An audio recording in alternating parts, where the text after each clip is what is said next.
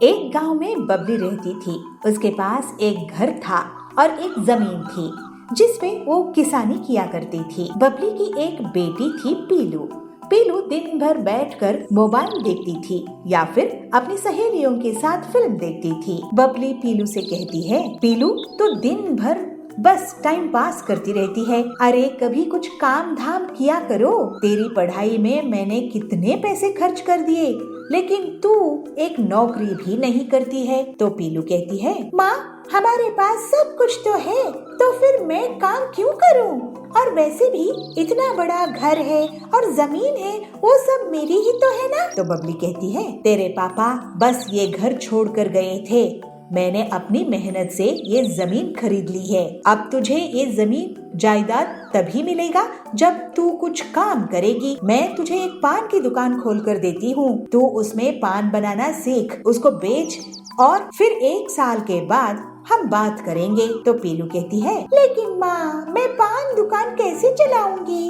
मुझे पान बनाना नहीं आता है। तो बबली बोलती है, तुम्हें मेरी सहेली सुंदरी सब सिखा देगी। ऐसे पीलू को बबली काम में लगा देती है और पीलू भी शर्त मानने के लिए मजबूर हो जाती है। फिर सुंदरी पीलू को पान बनाना सिखाती है। ये कितना बोरिंग काम है, कहाँ फंस गई मैं। एक दिन हरिया तोता उसकी दुकान में आता है। बेटी एक बनारसी पान देना तो। जी अभी देती हूँ। थोड़ी देर के बाद हरिया और लोगों के साथ पीलू की दुकान की तरफ आता है। अरे कहीं ये झगड़ा करने तो नहीं आ रहे हैं ना? मैं तो मन मर्जी से कुछ भी डालकर इसे दे दी थी। तब हरिया बोलता है, पीलू तुमने जो मुझे पान खिलाई थी वो मेरे इन दोस्तों को भी खिलाओ। तुम्हारा पान खाने के बाद मैं बता नहीं सकता मुझे कितना अच्छा लगा है। शुक्रिया हरिया काका। इसके बाद पीलू उनके लिए पान बनाकर दे देती है। सभी उसकी तारीफ करते हैं। अरे वाह, लोगों को मेरा पान पसंद आ रहा है। तो तभी सुंदरी आती है और कहती है, हाँ पीलू बेटी तुम्हारी मेहनत सभी को पसंद आ रही है। देखो तुम्हारी काम करते ही लोग कैसे तुम्हारी तारीफ कर रहे हैं। मुझे तो पान आपने ही बनाना सिखाया है सुंदरी आंटी। तो सुंदरी कहती है, हाँ लेकिन अब तुम भी अपना दिमाग लगाओ और सोचो कि दूसरों से कैसे तुम्हें अच्छा पान अलग बना सकती हो। पीलू सोच में पड़ जाती है और एक दिन वो एक नया एक्सपेरिमेंट करने को देखती है। पीलू पान बनाने के बाद उसमें आग लगा देती है और उसे गर्मा गर्म सुंदरी को खिलाती है। सुंदरी पान खाकर उसकी बहुत तारीफ करती है। फिर अगले दिन पान ले लो, पान, आग वाला पान, ऐसे पीलू ग्राहकों को बुलाती है। इस तरह से पीलू के आवाज लगाने से बहुत से लोग आग वाला पान देखने के लिए आ जाते हैं। मुझे एक आग वाला पान देना बेटा। अभी लो हरिया काका।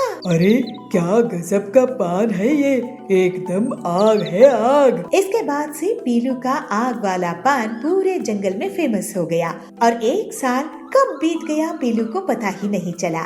1 साल बाद उसकी माँ उसके पास आती है। क्यों पीलू, दुकान कैसी चल रही है? ऐसे बबली पूछने के बाद पीलू कहती है, माँ देखो 1 साल कैसे बीत गए पता ही नहीं चला। तुम्हारा कहना सही था, मेहनत के फल से मीठा कुछ नहीं होता है। अब मैं पूरी मेहनत करूंगी और तुम्हारा नाम रोशन करूंगी, जमीन जायदाद भी बनाऊंगी। ये सुनकर बबली की आंखों में खुशी के आंसू आ जाते हैं और फिर पीलू अपनी मेहनत से और तरक्की करती है और दोनों माँ बेटी हंसी खुशी रहने लगते हैं। एक पहाड़ी जंगल में पीलू चिड़िया अपनी माँ बबली के साथ रहा करती थी। वे दोनों माँ बेटी अपने बगीचे में फूल उगाती और उन्हें बाजार में बेचा करती थी। उससे जो भी आमदनी होती उससे वो लोग अपने घर का खर्च चलाया करती थी। एक सुबह बबली के घर कड़कनाथ आता है। बबली, ओ बबली। बबली कहती है, जी मुखिया जी आप हमारे घर आए, बताइए क्या आदेश है? अरे बबली आदेश नहीं है, खुशखबरी है। 2 दिनों बाद मेरी बेटी की सगाई है। तू मेरे घर फूल भिजवा देना, गुलाब और चमेली और जो भी अच्छे फूल हो वो तू मेरे घर भिजवा देना। बबली कहती है, ये तो बहुत अच्छी खुशखबरी की बात है मुखिया जी, लेकिन कुछ पैसे आप एडवांस दे देते। इस पर कड़कनाथ गुस्सा हो जाता है और बबली को धमकी देता है। एडवांस? किस बात का एडवांस? तू भूल गई क्या? मैं यहाँ का मुखिया हूँ। अगर मैं अपने में आ जाऊं तो तेरी दुकान बंद करवा दूंगा। मेरे हिसाब किताब में तेरे बहुत पैसे रुके हुए हैं। बबली कहती है, गलती हो गई मुखिया जी, मुझे माफ कर दीजिए। इस तरह से मुखिया धमकी देकर वहाँ से चला जाता है। पीलू अपनी माँ से कहती है, ये क्या माँ, आप उस मुखिया से क्यों डर गई? हम अपनी मेहनत के ही पैसे उससे मांग रहे थे, ऊपर से वो हमें धमका कर चला गया। जाने दे बेटी, तेरे पिताजी ने इससे कभी उधार लिए थे, हम उस उधार को अभी तक चुका नहीं पाए हैं। बल्कि मैं तो सोच रही हूँ इसके ऑर्डर के बाद मैं फूलों का धंधा ही बंद कर दूं। पीलू कहती है, लेकिन माँ, अगर हम फूल नहीं उगाएंगे और उसे नहीं बेचेंगे तो घर कैसे चलेगा? बबली, तो क्या करूँ बेटी, मुझे तो कोई दूसरा उपाय भी नहीं सूझ रहा है। चल इन बातों को छोड़, चल अब चलकर फूलों को तोड़ते हैं और बाजार में बेचने के लिए चलते हैं। दोनों माँ बेटी अपनी मेहनत से फूल उगाती थी और बाजार में बेचकर आती थी। इस तरह से कुछ दिन बीत जाते हैं। ऐसे ही एक दिन हरिया काका बबली की दुकान पर आते हैं और कहते हैं, बबली, तुम्हारा आजकल फूलों का व्यापार कैसा चल रहा है? लोग बाग खरीदारी कर रहे हैं कि नहीं? ये देखो, मैं फूलों की नई प्रजाति के बीज लेकर आया हूँ। इनकी खुशबू बहुत अच्छी होती है। इन बीजों को अपने बगीचे में एक बार डाल के तो देखो। ये फूल अगर तुम बेचने लगोगी तो तुम्हारी आमदनी दोगुनी हो जाएगी। एक बार इन्हें लगा कर देखो। लेकिन हाँ, ये बीज थोड़े महंगे जरूर हैं। बबली, नहीं हरिया काका, मैं ये बीज नहीं लगा पाऊंगी। अब तो मेरा फूलों के व्यापार से मन ही उड़ गया है। क्या आपके पास सब्जियों के बीज हैं? हाँ, मेरे पास सब्जियों के भी बीज हैं। ये देखो, आलू, प्याज, बैंगन, भिंडी, करेला।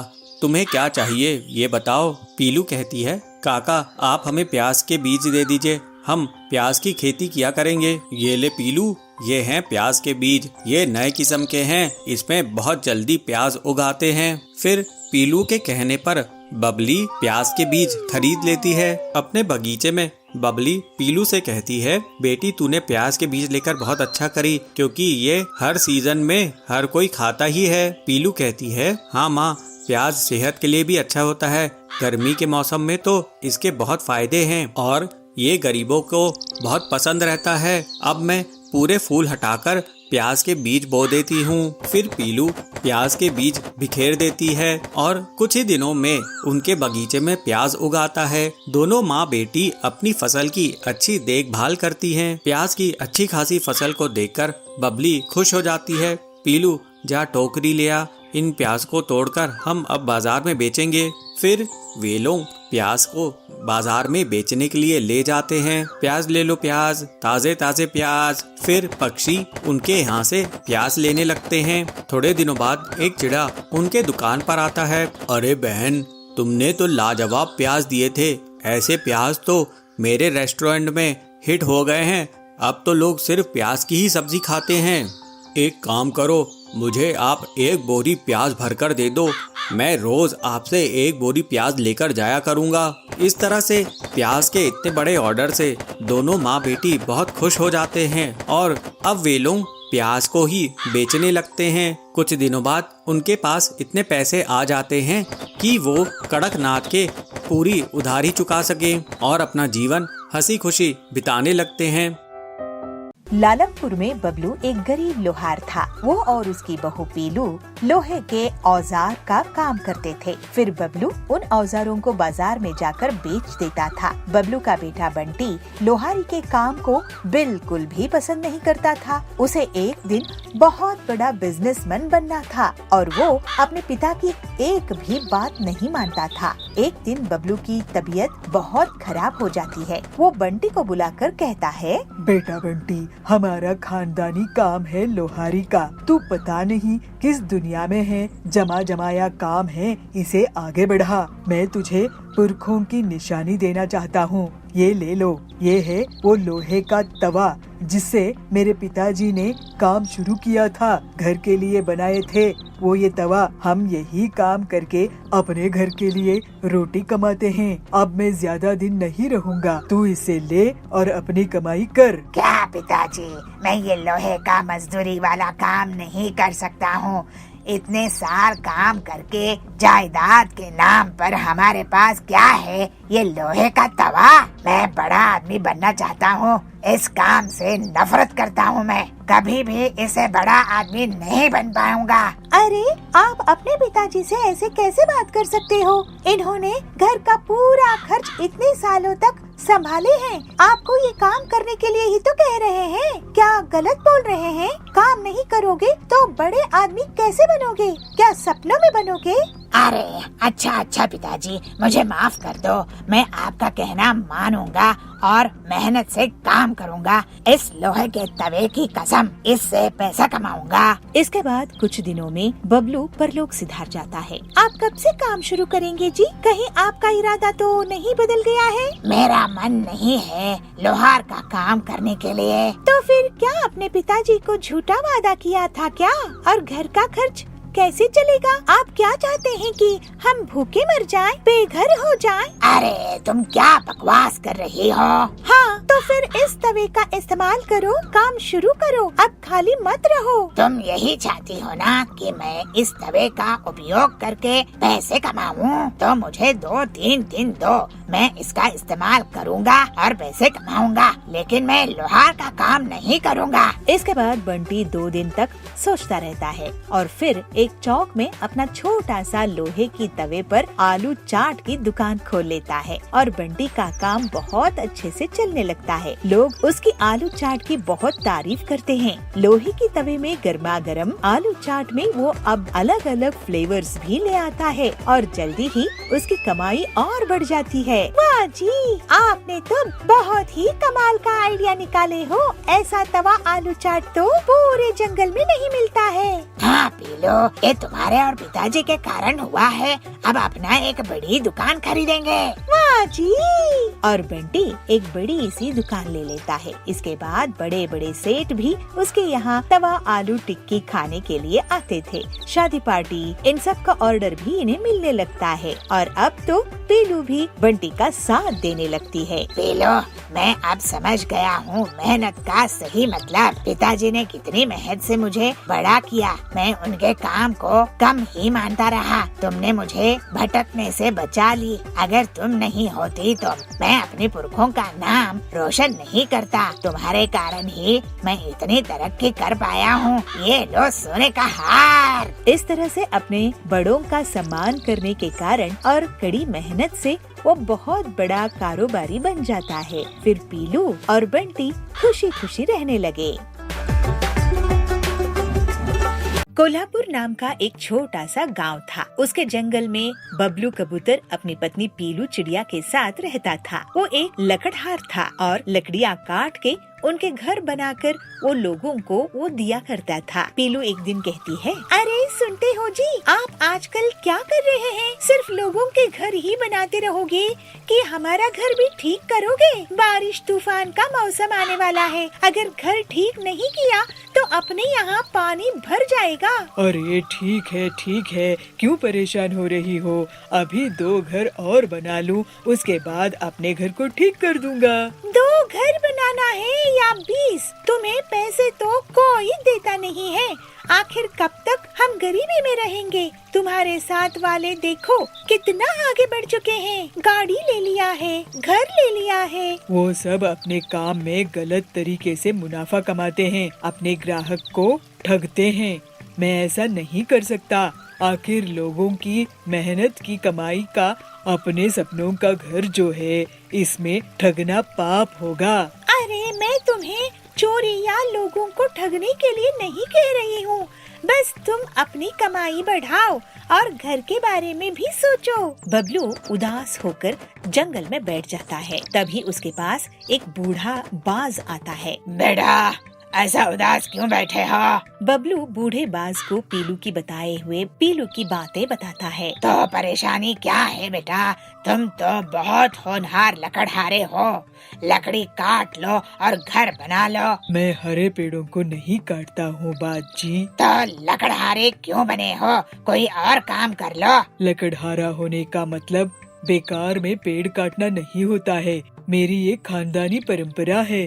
मैं सिर्फ और सिर्फ सूखे पेड़ों को ही काटता हूँ, नहीं तो जंगल ही खाली हो जाएगा। अच्छा, उस तरफ सूखे पेड़ है, जाओ वहाँ। बबलू दूसरी तरफ देखता है। उतनी देर में वो बाज वहाँ से चला जाता है। फिर बबलू सूखे पेड़ों के पास जाता है और उन्हें काटता है। अरे इतने सूखे पेड़, मुझे विश्वास नहीं हो रहा है। फिर लकड़ियाँ काटकर बबलू अपने घर में उन्हें अपने ऑटो में लेकर जाता है और 2 हफ्ते में पूरा नया घर तैयार कर लेता है। ये देखकर पीलू बहुत हैरान हो जाती है। अरे ये तो बहुत सुंदर घर बनाए हो, लेकिन जी इस लकड़ी के घर में हम कैसे रहेंगे? क्या ये वाटरप्रूफ है या आग प्रूफ है? पीलू, मुझसे ये घर कैसे बन गया पता नहीं। मुझे एक बूढ़े बाज मिले थे जंगल में, उन्होंने मुझे सूखी लकड़ियाँ दिखाई। तभी वो बूढ़ा बाज वहाँ आ जाता है। अरे वाह बेटा, तुम तो कमाल के कारीगर निकले।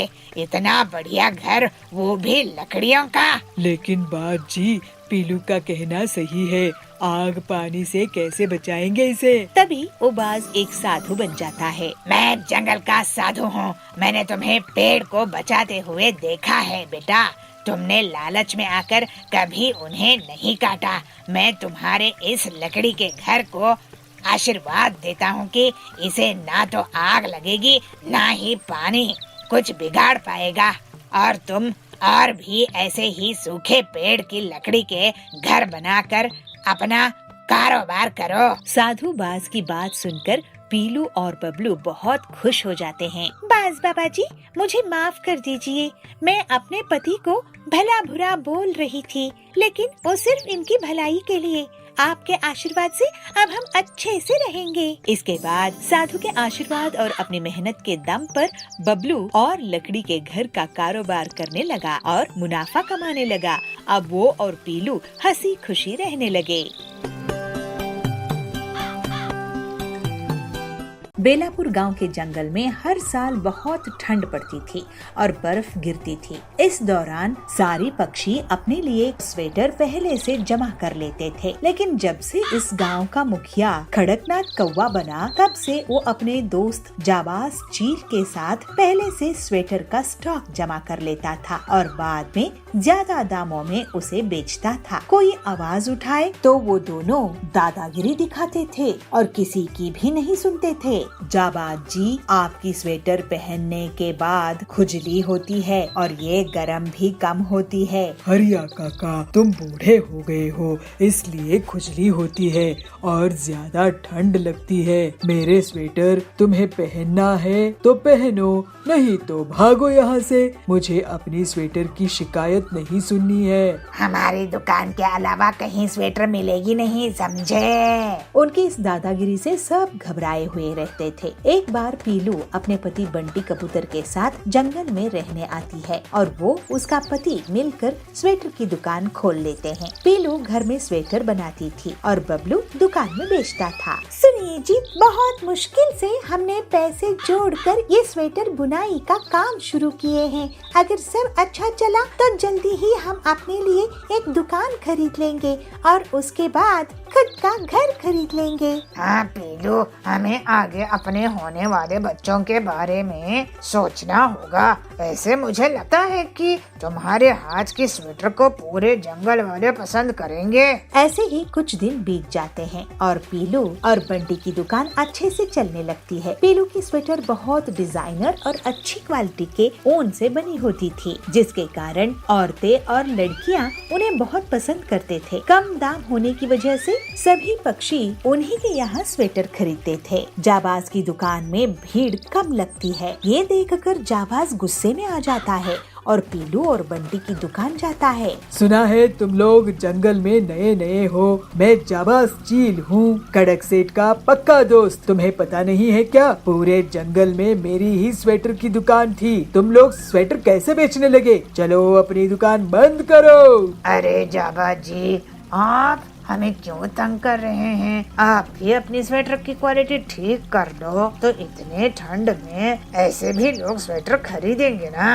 बंटी कबूतर, तू मुझे सिखा रहा है, अभी तुझे मजा चखाता हूँ। और जाबाज उनकी दुकान को तोड़ फोड़ देता है। तभी वहाँ पर कड़क सेठ आता है। कड़क जी, आप यहाँ के मुखिया हैं। इस जाबाज चील से हमारी रक्षा करो। ये सही कह रहा है, तुम लोग कोई और काम धंधा कर लो। पीलू और बंटी समझ जाते हैं कि कड़क उनकी मदद नहीं करेगा। अब हमारा क्या होगा? बड़ी मुश्किल से हमने दुकान शुरू की थी। लोगों को हमारे स्वेटर्स कितने पसंद आ रहे थे। अब क्या हम मजदूरी करेंगे? तुम देखना पीलू, एक दिन इस जाबाज को और इस कड़क सेठ को इनके बुरे कर्मों की बहुत बड़ी सजा मिलेगी। ऐसे ही कुछ दिन बीत जाते हैं और ठंडी का मौसम आ जाता है। पूरे जंगल में बर्फबारी शुरू हो जाती है। सुनो जाबाज, मुझे पता चला है कि इस बार बहुत ज्यादा बर्फबारी होगी।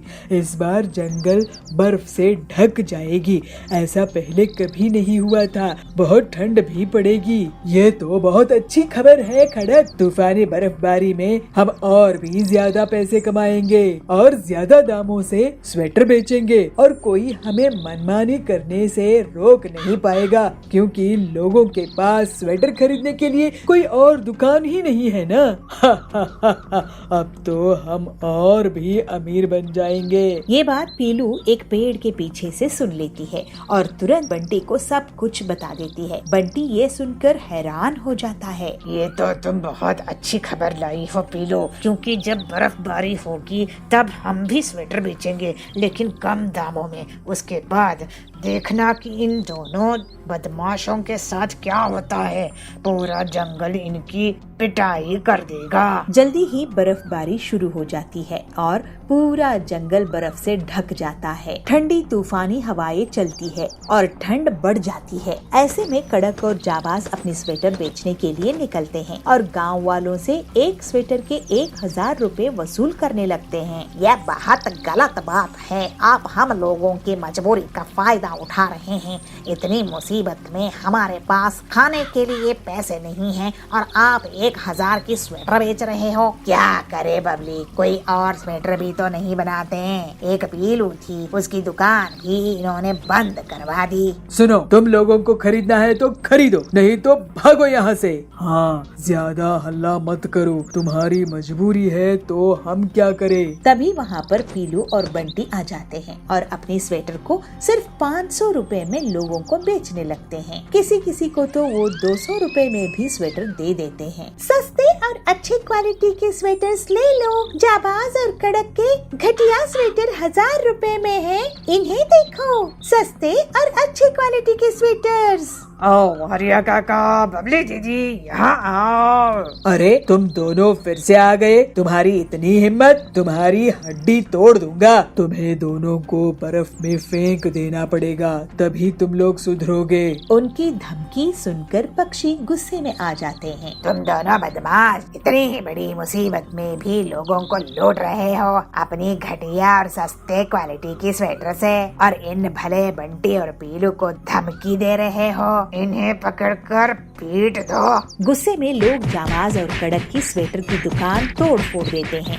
जाबाज और कड़क की बहुत पिटाई करते हैं। हमें माफ कर दो गांव वालों, हमने तुम सबको बहुत लूटा है। मैं और कड़क तुम्हारे लिए सेवा करेंगे। हाँ हाँ, अब से हम दोनों सुधर जाएंगे और किसी को भी तंग नहीं करेंगे। हमने तुम्हारी मुसीबत में साथ देने के बजाय तुम्हें डराते धमकाते रहे। हमें माफ कर दो। थोड़े दिनों बाद तूफान और बर्फबारी रुक जाती है। पीलू और बंटी स्वेटर्स बनाना जारी रखते हैं। बंटी जी, हमारी दुकान आसपास के जंगल में भी फेमस हो गई है। अब तो बहुत ग्राहक आने लगे हैं और अब हम अपनी खुद की बड़ी दुकान खोलेंगे और घर भी लेंगे। आपकी हिम्मत की दाद देनी पड़ेगी। आप कड़क और जाबाज को सही समय पर सही जवाब दिए। ये सब तुम्हारी मेहनत और गांव वालों की प्यार की नतीजा है पीलू। और फिर सब लोग हंसी खुशी रहने लगते हैं।